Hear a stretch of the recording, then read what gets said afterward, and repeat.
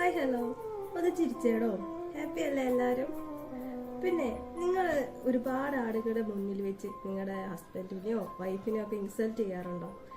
അത് നിങ്ങൾക്ക് ചിലപ്പോൾ ഒരു കോമഡി ആയിരിക്കും, പക്ഷെ അത് ഫേസ് ചെയ്യുന്ന ആൾക്കത് ഭയങ്കര സങ്കടമായിരിക്കും.